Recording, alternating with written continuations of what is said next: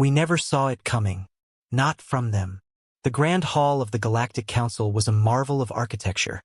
A dome of crystal and metal that seemed to defy the laws of physics. Massive columns stretched toward a ceiling that showed the cosmic dance of stars and nebulae, shimmering and shifting with the passage of time. Around the circular dais stood representatives of the galaxy's most ancient and powerful races, each ensconced in their respective zones, symbols of their authority glowing above them. Supreme Chancellor Vakarn, an imposing figure with 4 piercing eyes that gleamed like polished onyx, surveyed the gathered counselors. The air buzzed with unease, as the revelation that had brought them together was one that defied belief. Humanity, Vakarn began, his voice cutting through the murmurs like a blade, has done the impossible. They have harnessed a force that even we, the elder races, have not mastered. The statement hung in the air, heavy with implications. For millennia, the Galactic Council had overseen the growth of countless civilizations, directing their paths and culling threats to maintain balance.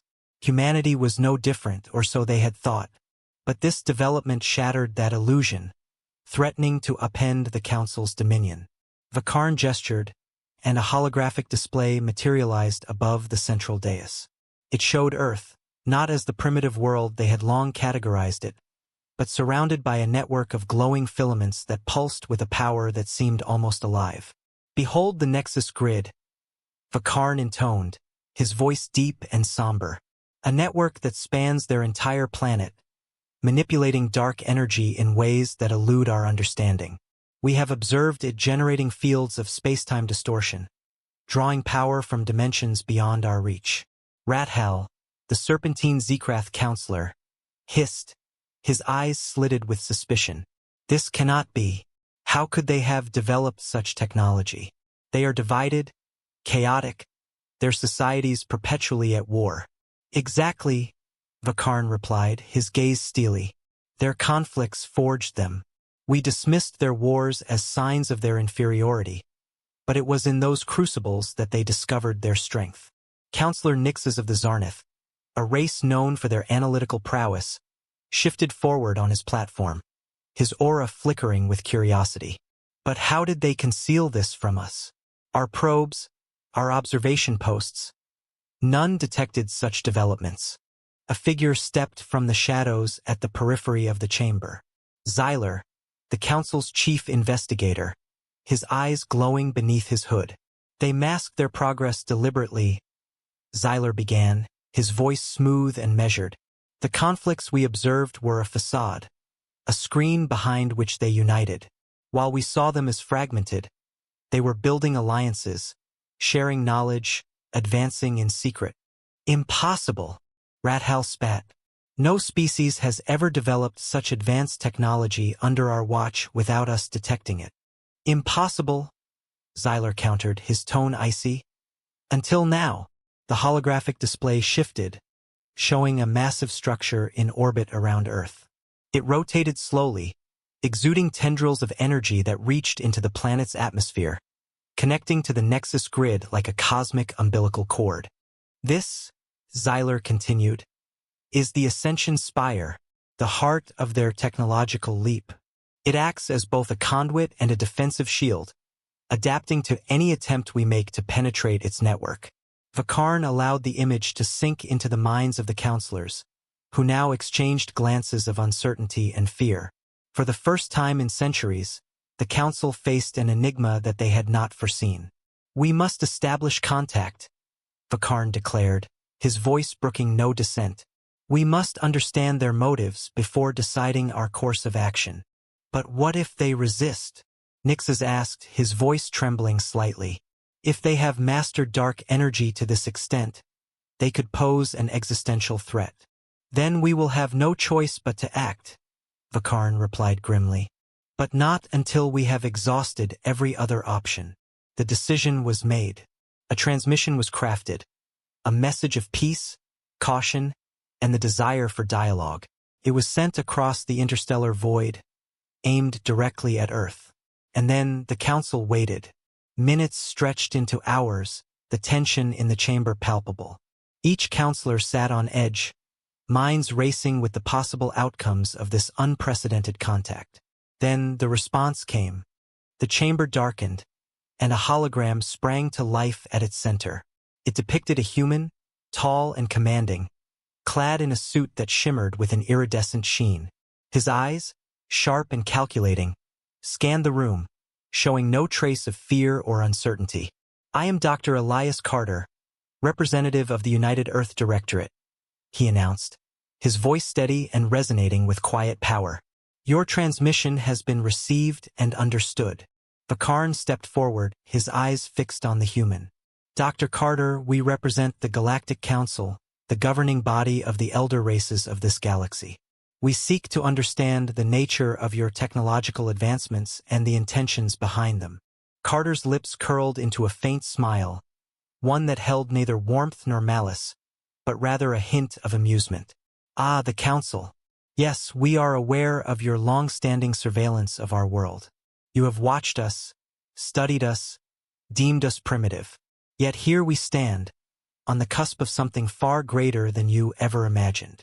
"You speak with arrogance," Rathal interjected, his eyes narrowing. "You presume to place yourselves on par with us?" "No," Carter replied calmly, his gaze unwavering. "We intend to surpass you." The statement sent a ripple of shock through the counselors. Vakarn felt his heart quicken, a rare occurrence for a being of his age and power. "And how do you intend to achieve this?" he asked, striving to keep his voice steady. Carter's expression turned serious, his eyes gleaming with an intensity that seemed to pierce through the very fabric of reality. "Through the Nexus Grid, we have tapped into the unseen currents, dimensions of energy that exist parallel to our own universe. The Ascension Spire acts as a bridge, allowing us to draw upon these energies to power our technological advancements." "And what is your goal?" Nixes demanded, his voice sharp. "To conquer the stars? To impose your will upon the galaxy?" Carter shook his head, his gaze steady. "No, our goal is transcendence. We seek to move beyond the limitations of our physical existence, to explore realms that lie beyond the reach of conventional understanding. The Ascension Spire is but the first step in that journey." "Transcendence," Vakarn echoed, his mind grappling with the enormity of what Carter described. "You intend to become something more than what you are?" "Precisely," Carter replied, his eyes gleaming with a fervor that bordered on the edge of fanaticism. "Humanity has always been driven by a need to explore, to understand, to evolve. Our history is one of constant struggle, and through that struggle, we have forged a unity that has allowed us to achieve what you thought impossible." "And if we oppose this path of yours?" Rathal hissed, his voice laced with threat. "If we decide that your ambitions pose a danger to the balance of the galaxy?" Carter's eyes hardened, his expression turning icy. "Then you will find that we are not so easily subdued. The Ascension Spire has defenses that adapt and evolve. Any attempt to forcefully contain us will result in consequences that neither of us can fully predict." The counselors exchanged uneasy glances. For eons, they had been the arbiters of progress, guiding and controlling the destiny of countless civilizations. Now, they faced a species that had slipped through their grasp, achieving a level of technological prowess that rivaled their own. Vakarn raised a hand, signaling for silence. "We do not seek conflict, Dr. Carter," he said carefully. "But we must understand the nature of this transcendence you pursue. If it threatens the stability of the galaxy, we cannot simply stand by." Carter's gaze softened, but only slightly. "I understand your concerns, Chancellor. The unknown always breeds fear. But consider this: the forces we are harnessing are not inherently destructive. They are a means to explore the greater universe, to push the boundaries of what is possible. We offer you an opportunity to join us, to be part of this new era of discovery." "And if we refuse?" Nixes asked, his voice a whisper in the vast chamber. "Then you will be left behind," Carter replied simply. "We have no desire to impose our will upon you, but we will not be deterred from our path. The wheels of progress do not halt for those who fear change." The hologram flickered, and for a moment, Carter's eyes seemed to blaze with an inner light, a glimpse of the power humanity had tapped into. "Your decision will shape the future of this galaxy, Chancellor," he said, his voice echoing through the chamber. "Choose wisely." With that, the hologram faded, leaving the counselors in stunned silence. Vakarn closed his eyes, feeling the weight of the moment pressing upon him. Humanity had emerged not as a contender for power, but as a force seeking to redefine the very nature of existence. The council stood at a crossroads, with a decision that would echo through the stars for millennia. "We must deliberate," Vakarn said finally, his voice grave. "This is not a matter to be decided lightly." The counselors nodded, retreating into the shadows of their platforms, the chamber falling into a tense silence. In the days that followed, debates raged.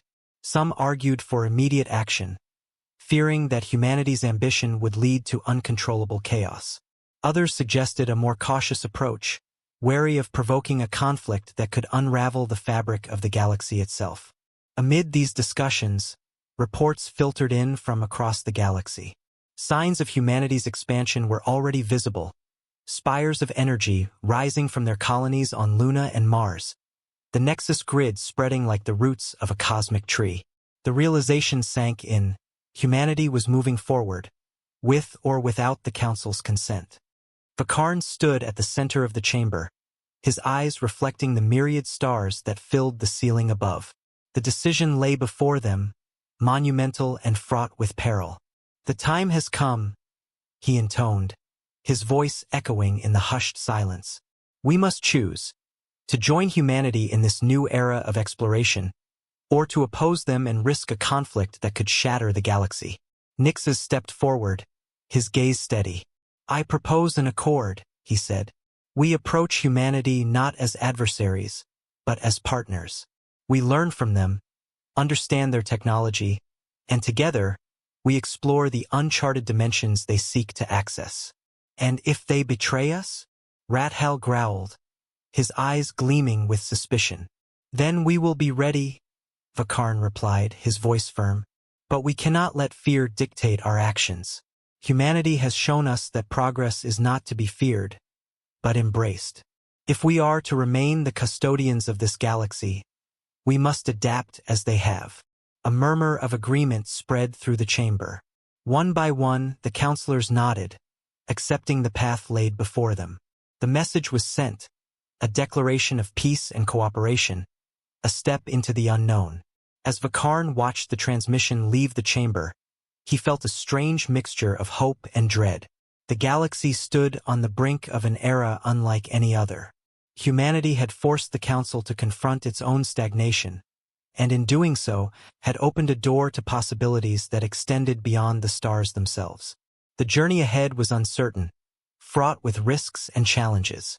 But for the first time in millennia, the Galactic Council felt the thrill of true exploration. And somewhere, on a distant blue planet, Dr. Elias Carter stood at the helm of the Ascension Spire, gazing into the void with eyes that burned with the light of a new dawn.